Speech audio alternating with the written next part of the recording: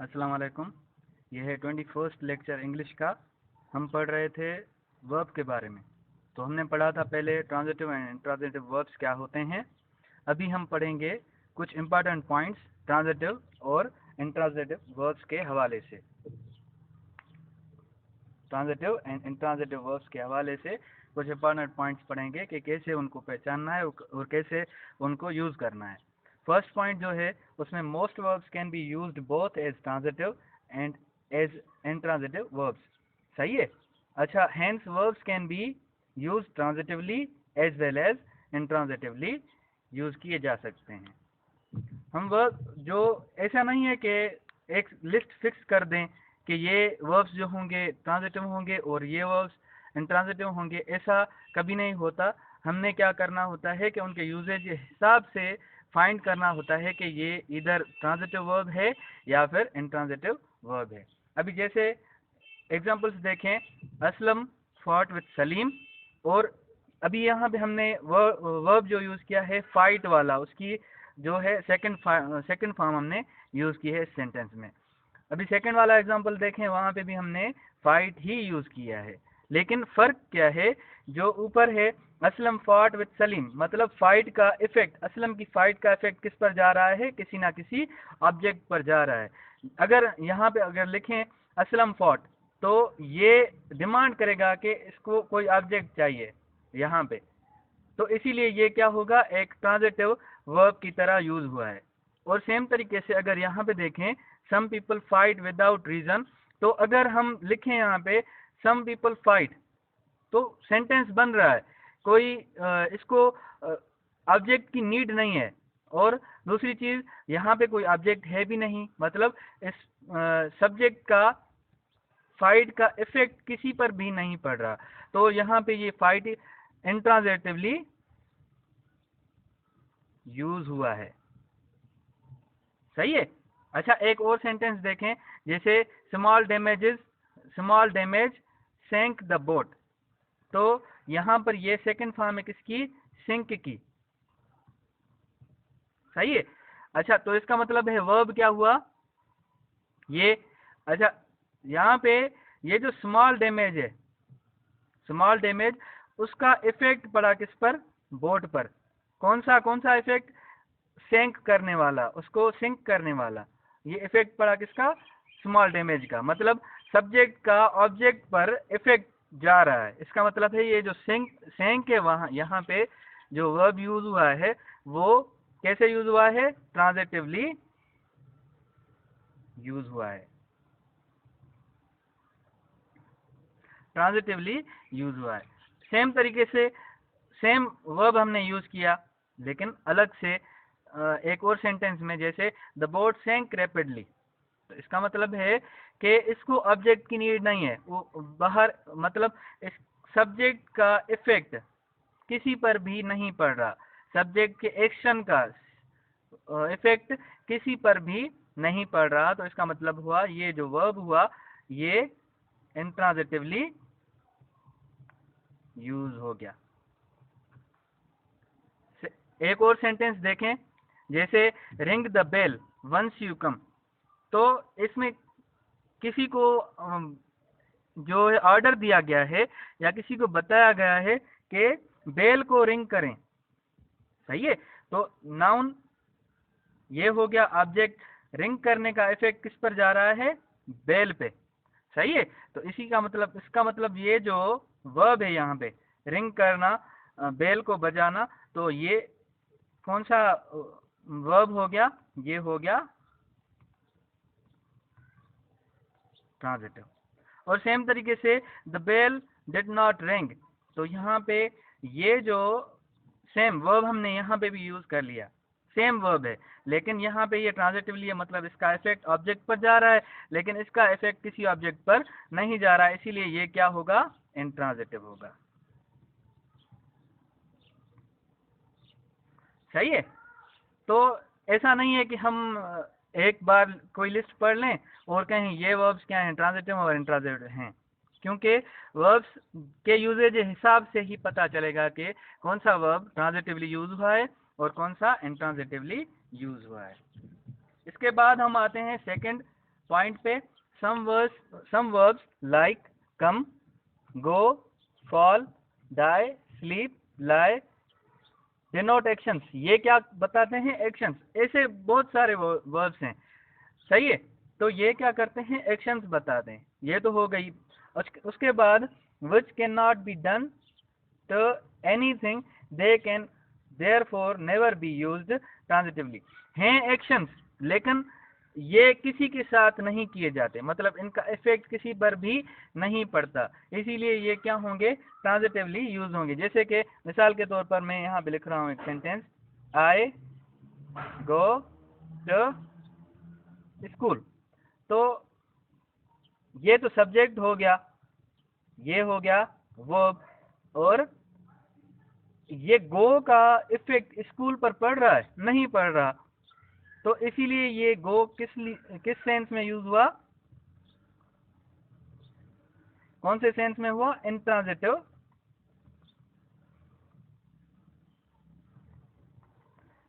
Sense में use हुआ। तो ये जो ऊपर लिस्ट बनाई है हमने इन वर्ब्स की, ये कभी भी ट्रांजिटिवली यूज नहीं होंगे, मतलब इनका इफेक्ट किसी पर भी नहीं पड़ता। अच्छा, उसके बाद हम चलते हैं थर्ड पॉइंट पे। वो कौन सी है? When the subject and the object both refer to the same person. Subject या फिर सब्जेक्ट और दूसरा ऑब्जेक्ट दोनों रेफर करें सेम पर्सन को, जो सब्जेक्ट वाला है, सही है।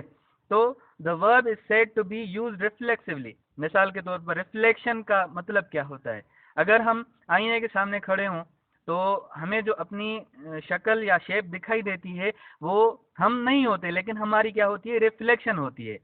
तो इसी एनालॉजी को याद करके आप ये याद कर लो कि जब किसी सेंटेंस में सब्जेक्ट और ऑब्जेक्ट दोनों एक ही पर्सन को रिप्रेजेंट करते हों, तो वहां पे जो वर्ब होगा वो किस फॉर्म में यूज होगा?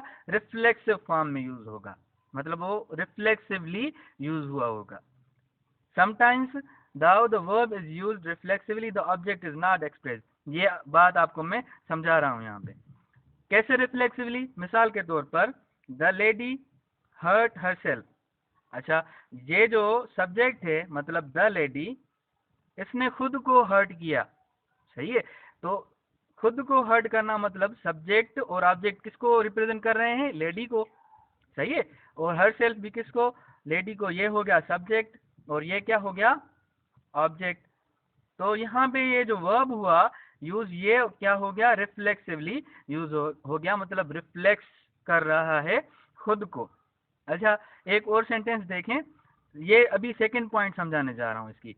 Sometimes though the verb is used reflexively the object is not expressed. तो यहाँ पे क्या होगा? कुछ ऐसे सेंटेंस, इन सेंटेंसेस में क्या होगा? हम अगर ऑब्जेक्ट रिप्रेजेंट ना करें, ऑब्जेक्ट ना लगाएं सेंटेंस को, तब भी क्या होगा? सेंटेंस हमारा सही होगा, मतलब ऑब्जेक्ट नहीं लगाना। जैसे शाहिद हर्ट हिमसेल्फ अगर लगाएं तब भी सही है, अगर ना लगाएं तब भी सही है। शायद हर्ट, इसका मतलब होगा कि ऑब्जेक्ट अंडरस्टूड है कि शाहिद ने अपने आप को ही हर्ट किया।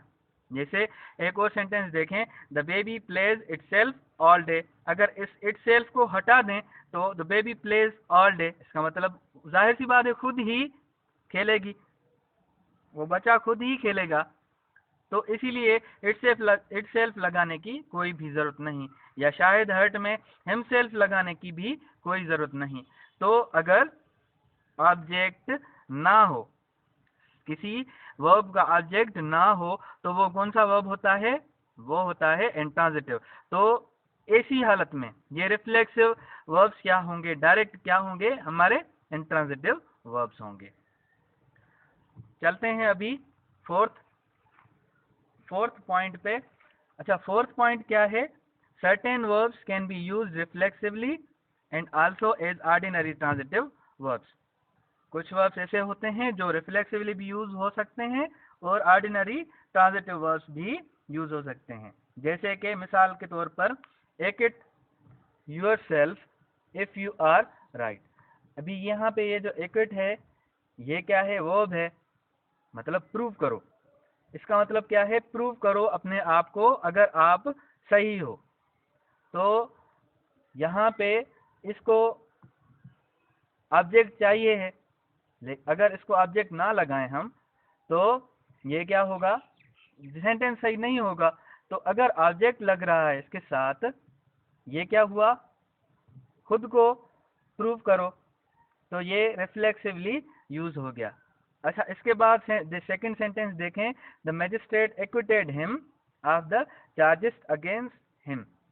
यहाँ पे ये सेम वर्ब है जो रिफ्लेक्सिवली यूज हो गया, लेकिन अगर हम इसको इस तरह से यूज करें, द मैजिस्ट्रेट एक्विटेड, अगर यहाँ पे हम हिम ना लगाएं तो सेंटेंस नहीं बन रहा।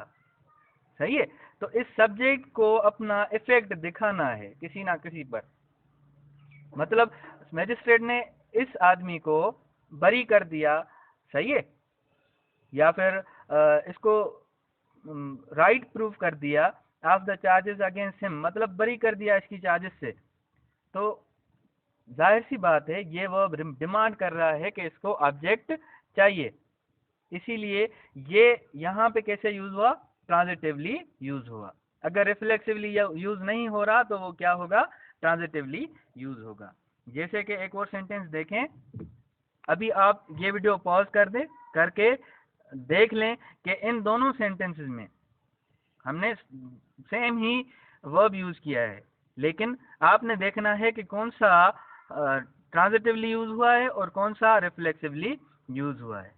जैसे कि she interested herself in her mother's hobby, तो यहाँ पे जो nouns herself, himself वगैरह वाले होते हैं, तो उनको हम पढ़ के आए हैं कि उनको हम बोलते हैं सॉरी मैं नाउन्स किया गया, ये प्रोनाउंस हैं, तो इनको हम क्या बोलते हैं, रिफ्लेक्सिव प्रोनाउंस, जो रिफ्लेक्ट करें मतलब इस तरह के नाउन प्रोनाउंस हो, उनको हम बोलते हैं रिफ्लेक्सिव प्रोनाउंस। तो इस वर्ब के साथ, इंटरेस्टेड के साथ क्या लग गया, एक रिफ्लेक्सिव प्रोनाउन। तो इसका मतलब है ये जो इंटरेस्टेड वर्ब है ये है। लेकिन अगर नेक्स्ट सेंटेंस में देखें, हर टॉक डजंट इंटरेस्ट एनीवन, तो ये जो वर्ब यहाँ पे हुआ, तो इसके जो टॉक्स हैं इंटरेस्ट किसी को नहीं कर रहे। जाहिर सी बात है अगर हम यहाँ पे एनीवन ना लगाएं, मतलब इसको ऑब्जेक्ट ना दें, हर टॉक्स डजंट इंटरेस्ट, तो सेंटेंस इनकम्प्लीट लग रहा है। तो कंप्लीट करने के लिए हमें क्या चाहिए, एक ऑब्जेक्ट चाहिए। तो जिस वर्ब को ऑब्जेक्ट चाहिए होता है वो क्या होता है, ट्रांजिटिव वर्ब होता है। तो इस सेंटेंस में ये कैसे हुआ, ट्रांजिटिवली यूज हो गया। ऊपर ये रिफ्लेक्सिवली यूज हुआ है, नीचे ट्रांजिटिवली यूज हुआ है। अच्छा, उसके बाद नेक्स्ट टॉपिक है हमारा intransitive verbs used as transitive. जो इंट्रांजिटिव वर्ब्स होंगे उनको ट्रांजिटिवली हम यूज कैसे कर सकते हैं, ये रूल्स पढ़ेंगे। तो इसमें जो फर्स्ट रूल है उसमें, when an intransitive verb is used in a causative sense, when an intransitive verb is used in a causative sense, it becomes transitive। कौन से सेंस में, causative sense। ये आपको बता रहा हूं कि causative sense क्या होते हैं। causative क्या होता है इसका मतलब, the causatives are the verbs that are used to indicate that one person causes another person to do something for the first person। ये आप सेंटेंस में समझ लेंगे, जैसे द कैमल वॉक्स, जाहिर सी बात है ये कैमल वॉक करता है, वॉक्स घूमता है, लेकिन अगर इसको हम ऐसे लिखें, ही वॉक्स द कैमल, तो इसका ये मतलब थोड़ी है कि वो, मतलब इसका मतलब है कि ये आदमी इस कैमल को चला रहा है, मतलब ये क्या है, रीजन है इसके घूमने का। सही है, जाहिर सी बात है इसके ऊपर बैठा है, इसको चला रहा है, तो इस सेंस में ये क्या होगा, वर्ब ये होगा, ये सब्जेक्ट जो है वो कौन से केस में है, कॉजेटिव में है। सही है, मतलब कॉज बन रहा है कैमल के वॉक करने का। अच्छा, ये जो ऊपर जो है वॉक्स, कैमल वॉक्स, ये क्या है, इंट्रांजिटिव है, क्योंकि आप देख सकते हैं इसका कोई ऑब्जेक्ट नहीं है लास्ट में, तो ये क्या होगा, इंट्रांजिटिव वर्ब होगा। लेकिन अगर हम इसको कॉजेटिव सेंस में यूज करें, मतलब जो कॉजेटिव अभी आपको मैंने समझाया, कॉजेटिव सेंस में यूज करें तो क्या होगा, ये इंट्रांजिटिव, सॉरी ये क्या होगा, ट्रांजिटिव होगा। क्यों, सब्जेक्ट हो गया ही वॉक्स, इसके बाद ऑब्जेक्ट आ गया, मतलब इसकी वजह से ये क्या, ये वजह बन रहा है कैमल के वॉक करने की, तो सब्जेक्ट का इफेक्ट बढ़ रहा है किस पर, ऑब्जेक्ट पर, तो इसी सेंस में ये क्या होगा, ट्रांजिटिव होगा। जैसे एक और सेंटेंस देखें, बर्ड्स फ्लाई। अच्छा, यहाँ पे बर्ड्स फ्लाई, तो ये जो फ्लाई वर्ब है ये कौन से सेंस में हुआ है, यूज इंट्रांजिटिव में। लेकिन इस सेंटेंस में देखें, the boys fly their kites, अभी तो ये बॉयज तो फ्लाई नहीं कर रहे हैं ना, लेकिन ये काइट्स को फ्लाई करवा रहे हैं, तो इस सब्जेक्ट का इफेक्ट पड़ रहा है। ये वर्ब ऊपर क्या हुआ था, बेसिकली ये वर्ब क्या है, इंट्रांजिटिव है, बेसिकली इसकी नेचर क्या है, इंट्रांजिटिव, लेकिन जब हम इसको कॉजेटिव सेंस में यूज कर रहे हैं तो वो क्या बन रहा है, यहाँ पे ट्रांजिटिव वर्ब बन रहा है। इस सेंस में जब यूज होगा कॉजेटिव सेंस में, तो ये क्या होगा, ट्रांजिटिव वर्ब होगा। अच्छा, इसकी सेकंड पॉइंट देखें, a few verbs in common use are distinguished as transitive or intransitive by their spelling। कुछ वर्ब्स होते हैं जो हम देख सकते हैं, उसकी स्पेलिंग से पहचानेंगे कि ये ट्रांजिटिव है या इंट्रांजिटिव है। The transitive being causative forms, जो ट्रांजिटिव हैं, forms of the corresponding transitive intransitive verb. अच्छा, जो इंट्रांजिटिव वर्ब्स होंगे उनकी कौन सी फॉर्म्स, ट्रांजिटिव कॉजेटिव फॉर्म्स, वो क्या होंगी, उनकी ट्रांजिटिव वर्ब्स होंगी। कैसे, यहाँ पे देखें, मिसाल के तौर पर ये सेंटेंस है, ये ट्रांजिटिव वाली लिस्ट है, many trees fall in the monsoon, तो many trees fall in the monsoon, यहाँ पे ये क्या हो रहा है, ट्रांजिटिवली यूज हो रहा है। अच्छा, ये यहाँ पे ये क्या है, इंट्रांजिटिव है, और ये ट्रांजिटिव है, सही है। इंट्रांजिटिव के सेंस में कैसे है, many trees fall in the monsoon, तो इसका वर्ब का यहाँ पे इफेक्ट नहीं पड़ रहा, ऑब्जेक्ट इसको रिक्वायर्ड नहीं है, लेकिन स्पेलिंग देखें, ये भी फॉल, ये फॉल है, ये इंट्रांजिटिव फॉर्म है, लेकिन ये फेल क्या है, इसकी ट्रांजिटिव फॉर्म है। ये कौन से सेंस में यूज हो रहा है, कॉजेटिव सेंस में, क्योंकि वुडमैन फेल ट्रीज, इसका मतलब वुडमैन खुद थोड़ी गिरेगा, ये ट्रीज को गिरा रहा है यहाँ पे, सही है। तो वुडमैन बन रहा है कॉज ट्रीज के गिरने का, तो ये वर्ब कौन सा है, यहाँ पे ट्रांजिटिव फॉर्म है, लेकिन स्पेलिंग के डिफरेंस की वजह से FALL वाला इंट्रांजिटिव होगा, FELL वाला क्या होगा, ट्रांजिटिव फॉर्म होगा।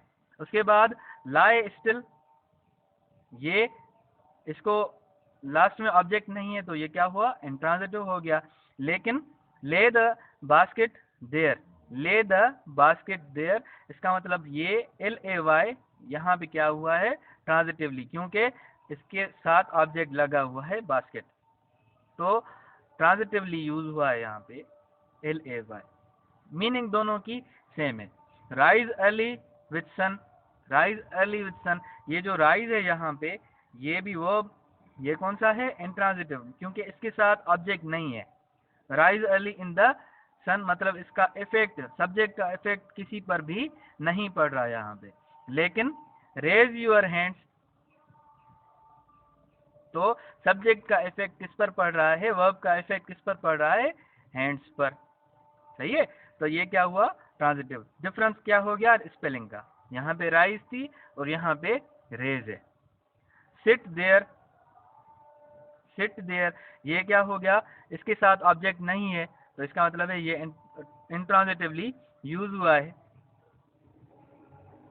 सही है।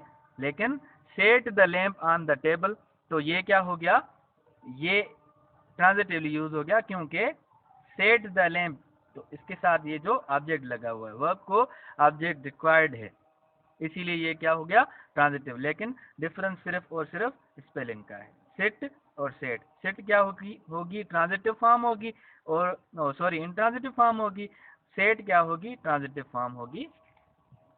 अच्छा, उसके बाद थर्ड पॉइंट है सम इंट्रांजिटिव वर्ब्स में become transitive by having a preposition added to them. कुछ इंट्रांजिटिव वर्ब्स होंगे, क्या वो ट्रांजिटिव बन जाएंगे जब उनके साथ कोई ना कोई प्रीपोजिशन लगेगी। जैसे कि लाफ, लाफ क्या हो गया, एक इंट्रांजिटिव वर्ब है, लेकिन ये जैसे एक मैं कहूँ ही लाफ्स, तो सेंटेंस बन रहा है, इसको ऑब्जेक्ट की नीड नहीं है, इसका मतलब है लाफ क्या है, एक इंट्रांजिटिव वर्ब है। लेकिन जब हम इसके साथ प्रीपोजिशन लगाएंगे, तो ये इसके बाद में मतलब प्रीपोजिशन कोई ना कोई लगेगी, तो ये क्या हो जाएगा ट्रांजिटिव होगा। जैसे all his friends laughed at him, all his friends laughed at him, मतलब इनके हंसने का इफेक्ट किस पर पड़ रहा है, हिम पे, तो ये क्या हो गया यहाँ पे ट्रांजिटिव हो गया। अच्छा, सेम तरीके से he will soon run through his Fortune, यहाँ पे ये थ्रू क्या है प्रीपोजिशन, और ये वर्ब है, जब इसके साथ ये थ्रू प्रीपोजिशन लग गई तो ये किस फॉर्म में हो गया ट्रांजिटिव फॉर्म में हो गया। सेम तरीके से please look into the matter carefully, यहाँ पे ये इनटू क्या है प्रीपोजिशन है, और ये लुक क्या है वर्ब है, तो इसको जब प्रीपोजिशन लगा रहे हैं तो लाजमी ऑब्जेक्ट देना है, लाजमी देना है, इसी वजह से ये क्या बन रहा है यहाँ पे ट्रांजिटिव वर्ब बन रहा है, हालांकि इसकी नेचर क्या है इंट्रांजिटिव है। अच्छा, यहाँ पे एक और पॉइंट देख लें, sometimes the preposition is prefixed to the verb, तो यहाँ पे ये बता रहा है कभी कभी क्या होता है कुछ वर्ड्स के साथ, वर्ब्स के साथ हम जो प्रीपोजिशन होती है वो प्रीफिक्स के तौर पे लगा देते हैं, मतलब वर्ड के साथ लगा देते हैं। जैसे स्टूड क्या है वर्ब है, लेकिन इसके साथ विथ कनेक्ट कर दिया हमने, प्रीफिक्स के तौर पर लगा दिया, तो ये एक अलग मीनिंग देगा। ही ब्रेवली विथस्टूड द अटैक, मतलब उसने बियर कर लिया अटैक को, सही है बहादुरी के साथ। और सेम तरीके से दे ओवरकेम, अभी केम कम की सेकंड फॉर्म है, लेकिन ओवरकेम अगर हम इसको साथ ये प्रीपोजिशन लगा दें ओवर, तो इसकी मीनिंग डिफरेंट होगी। दे ओवरकेम द एनिमी, मतलब उन्होंने एनिमी को काबू कर लिया, सही है, या डिफीट कर लिया एनिमी को। तो इस फॉर्म में जब वर्ब्स के साथ प्रीपोजिशन होगी प्रीफिक्स के तौर पर, तब भी वो क्या होगी, कौन से फॉर्म में होगी, वो वर्ब्स कौन से फॉर्म में होंगे ट्रांजिटिव फॉर्म में होंगे, ये याद रखें आप। अगर प्रीपोजिशन जैसे भी हो, आगे हो या इसके साथ लगी हुई हो, तब भी ये क्या होंगे ट्रांजिटिव वर्ब्स के तौर पर ही यूज होंगे। जैसे ही ब्रेवली विथस्टूड द अटैक, इसमें भी ये ट्रांजिटिवली यूज हुए हैं सेंटेंस। अब ये लेक्चर कंप्लीट हो गया, इंशाअल्लाह नेक्स्ट लेक्चर में मिलेंगे, तब तक के लिए अल्लाह हाफ़िज़।